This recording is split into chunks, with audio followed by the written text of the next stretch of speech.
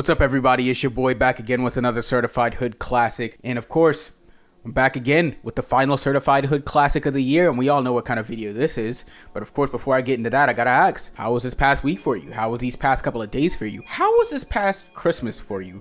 Hopefully, you got some snow. Hopefully, you got some sort of festive activities. Of course, where I live, it doesn't snow at all. I don't think I've ever seen snow for the entire time that I've been living here. But what I can say is that, like the rest of you, I did get some pretty neat gifts. Of course, seeing here, shout out to one of my friends here. I hate to put you on the spot, but look at the amazing stellar gift that one of my friends got me. Wow, it's a photo of all of my subscribers. Wow, you guys look so beautiful. Look at you. Wow, it's such a one-of-one photo of all of my subscribers. Thank you so much for whoever bought this for me. But aside from that, as stated before, it's the final Certified Hood Classic of 2024. We all know why we're here. We're all here for the only reason why anybody would actually watch album review channels. And I mean, it's been a pretty interesting year for music, with new faces popping up all over the place. We got new hit songs coming out all over the place as well. And we also got one of the biggest rap beasts of all time that managed to keep my channel alive for another month. But now we can do my most favorite video series on this entire channel. My top 10 most favorite albums that totally didn't make me want to jump off a bridge. So sit back,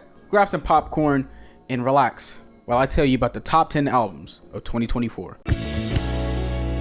So if there was a better way to describe this album, and I'm quoting here from a friend of mine, it would be like To Pimp a Butterfly, but for a white woman. Or to put in my own words, this is like really good H&M music. I mean, I remember when it first came out and it was essentially treated like the second coming of music Jesus. I mean, I've never seen an album do such a big restart for an artist's career like Brat. But with all of the jokes that I can make about this album and the people who like it, what I can say at the end of the day is that it is pretty good. Is it this groundbreaking new spectacle that everyone was making it out to be when it first dropped? Nah, not even close. But if anything, I see it more for the value that it brings towards Charlie's career. I mean, it's a refreshing new take, new angle for the artist who's been constantly sitting on the middle ground between superstar and underground. And it has such really fun production with inspiration from Sophie. It's got A.G. Cook in there and a lot of just hyper pop type stuff as well to make some absolute radio bangers such as 365 and Club Classics. And we also do see Charlie get a bit more introspective on the state of her career, wondering if she'd ever be as big as the other pop stars like Taylor Swift. And even with months after it's released, even with this remix album,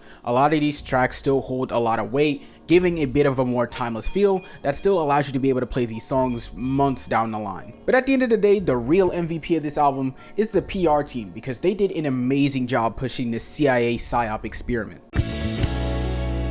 So for the people who haven't heard this album, good. And for the people who have heard this album, just hear me out. So if you don't know who Nico B is a rapper from one of the least important countries in the world, and he also manages to have an album that matches that exact energy. I think I like this album so much because of how unserious it is. It's like listening to one long gag of the everyday life of a socially awkward British guy, and I'm all here for it. Plus, the production takes this album to a whole nother level with this mix of lo-fi, drill, UKG, and contemporary that, when you overlook its comical lyricism, actually makes this a pretty nice album to take a walk to. And I said it before, this is kind of like spoken word poetry based on Nico B's perspective, including party fouls, social anxiety, and other mishaps that come with being a young adult. It's kind of like a love letter to being regular, if that makes any sense. It's not like it's trying to be all deep or introspective or preachy or whatever. It's just a guy just talking about why there's a concerning amount of people doing drugs at this party. But for all the people out there who actually care about the United Kingdom and are willing to check out Nico B, feel free to start off with Dog Eat Dog Food World. I think you'd all enjoy it as well.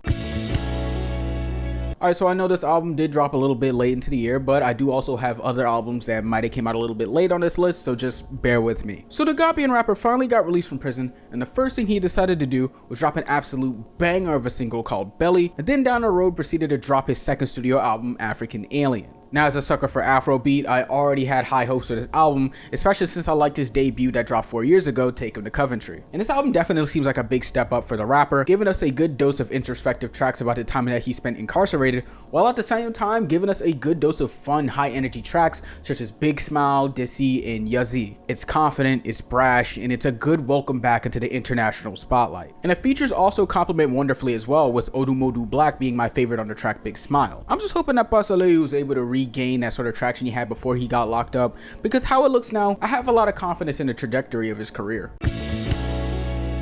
I mean, come on, did you really think I wouldn't put this album on this list? So Kendrick Lamar recently decided to capitalize greatly on the Drake beef and decided to drop a surprise album back in November, and to absolutely no surprise, it's fire. And I mean, is this the best Kendrick album? No, I still think that To Pimp a Butterfly is still the greatest thing Kendrick could have ever dropped in the history of hip hop. But for what it's worth, I still think this album holds a lot of weight in comparison to a lot of the hip hop projects that dropped this year. This time, Kendrick decided to embrace the more West Coast G-Funk sound, sounding more confident in himself and where he stands within the rap game. The only song that sounds really serious is just The Heart Part 6, which kind of makes sense as that entire series of the Heart songs are all just meant to be more serious, introspective songs. But aside from that, this album just seems to be a love letter towards West Coast hip hop, allowing rising artists to play more as the features from the area instead of the usual list of mainstream guys. I'm just hoping that whatever he has planned in the future is able to keep this sort of energy up, especially with the Super Bowl halftime show coming up. Who knows what Kendrick has in stock at this point. Ah yes, now it's time for the pretentious nerd shit. So Vegan decided to come out of his rat's den and drop another album that thankfully doesn't have 70 plus tracks on it. But what I can say though is that it has just enough beeps and boops to make any person that browses Rate Your Music give this thing a 10 out of 10. Vegan has always managed to surprise me with how versatile his production can be, bouncing between contemporary R&B, house, trance, IDM, and experimental. But at the same time, it all comes together well enough to sound like one very cohesive body of work. The features on this project definitely help as well, with some of my favorites being Leia Sin on Turn Me Inside, Matt Maltese on Trust, and John Glacier on the tracks A Dream Goes On Forever and In the Front. I think I like Leia Sin the most because I've always been a big fan of her features. She has just such an angelic voice that always works so well with such light melodic beats. I also like Matt Maltese's feature as well because although the track is pretty short, it still ended up being one of those songs I'd kind of beg more of, you know? I mean, yeah, it's just pianos and echoes playing a big part towards this track with just a bit of repeated vocals, but at the same time it just plays such a huge part in towards the journey through this album for me. So at the end of the day, while it's not top 5, it is top 10 for a reason. So if you haven't heard it already, make sure to check out the new Vegan album, The Road to Hell is Paved with Good Intentions.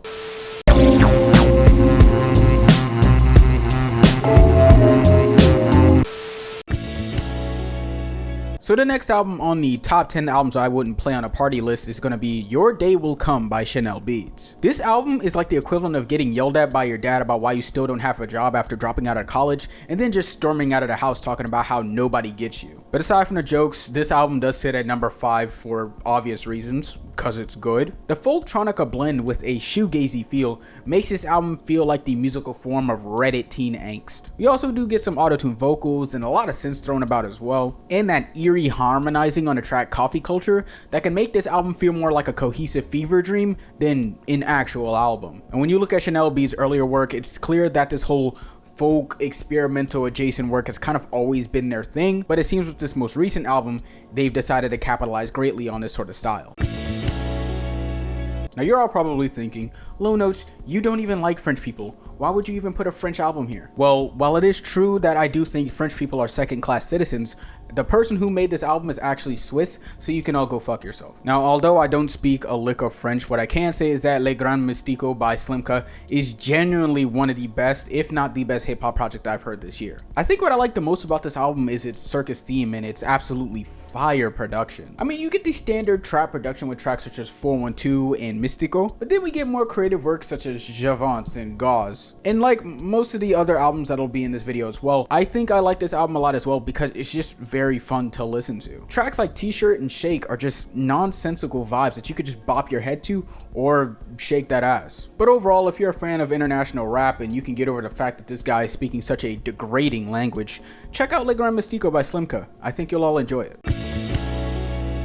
Well, but it's not like I can do a top 10 album video without including an ambient album in it now, can I? This is another album that was a late release, but at the same time, it still hit hard enough just for me to be able to sit down with it and contemplate all my life failures. It's a mixed bag of trance, hats, IDM, jungle, experimental, and musique concrete to be able to make this weird out-of-body experience that has been sitting with me since it released. With it being carried by echoing pianos and enough reverb to make your ears melt, this album is like the equivalent of watching the ocean move past you. And there's a lot of points where it can just feel so quiet and quaint in its melody that you can just do nothing but just sit there and listen. But as stated before, ambient isn't exactly the only sound that we do get on this album. It's not just the usual trance, spacious piano stuff. We also do get a mashup between that sound alongside a more faster paced jungle beat on the track Dolly that I also really enjoyed as well. Another one that plays into this as well is the track Denial Creation, that about half of it is just a bit more calm and quiet, but it does go into this this more drum and bass adjacent beat that I also liked as well.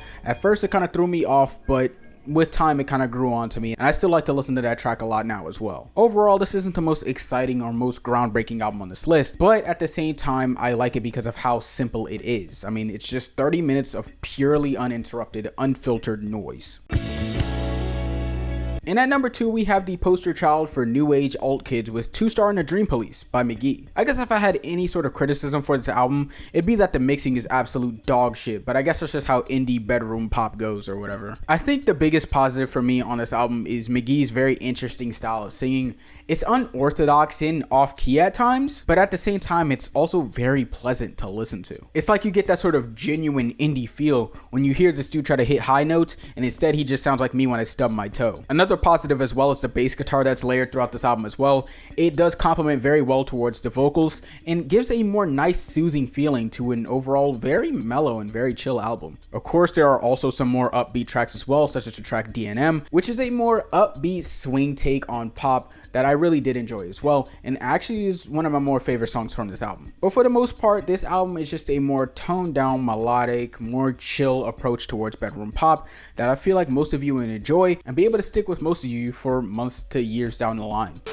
And now, before we get into our number 1 greatest album of 2024, of course, let's not forget the honorable mentions that we'd have to bring up this year as well. And for starters, we do have the album One Day by LowNotes, who is just one of the many aliases from our main man here, Huerco S. I mean, if you like a nice serving of wavy synths and minimal house, I feel like this is definitely the album for you. Secondly, we have Pinball by Mike and Tony Seltzer, being this gritty, sample-heavy mashup of abstract rap and fun features to make for one of my more favorite hip-hop projects of 2024. It also includes one of my more favorite Earl Sweatshirt features on the track On God. So if you guys like abstract rap that only Redditors would really like, feel free to check this out as well. And the last honorable mention I would have would be Rose Main Reading Room by Peel Dream Magazine, being a perfect 15-track listing of elevator music that I absolutely adore. It's simple, it's refreshing, and the vocals are like listening to your therapist talk. I mean, I feel like it's everything a schizophrenic would want in an album.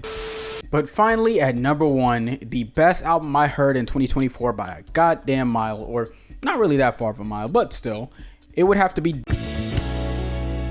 It's been 3 years since his last album, Romeo, and while this album might not top that, even still, this album still sits at number 1 for me because I just love how fun and dramatic Sega Bodega is as an artist. It's this mix of techno, electropop, trance pop, hyper pop, cumbia, dub, dance, and just all sorts of random shit just to be able to make the wildest 11-track experience I've ever heard. It's so raw and so brash and so aggressive, yet at the same time it's so soft and mind-numbing. It's like I was being dragged through different emotions when I listened to this album for the first time. Over time, this album actually became a regular listen for me, with tracks such as Adulterate, Elk Skin, and True becoming some of my more favorites off this album. Even the long pre-release track Kepco also became a favorite for me as well, even though it's just the government's attempt to see how much music we can process in just 2 minutes, but whatever. Overall, this album really did hold pretty well for me, and it's just such an exciting ride from beginning to end. And although it's not the most cohesive project you could really hear, being more of a mixed bag for a lot of Sega Bodega fans, at the same time I still feel like his flaws helped this album greatly outshine most of its competition. So if you like messy, aggressive electronic music, check out Dennis by Sega Bodega. But that's just my top 10 albums of the 2024. Go ahead, let me know your top 10 down in the comments while liking and subscribing. I want to thank you guys for a wonderful 2024 of just music and reviewing and support and everything like that.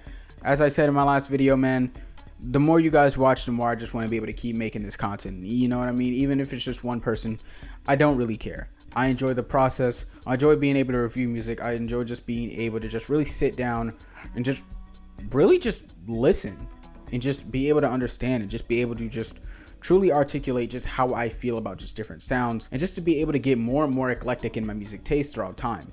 So thank you guys for a great 2024. I'll see you guys next year with another banger. It's been great. Peace. I'm so proud of myself. I always wanted to graduate. Just kidding.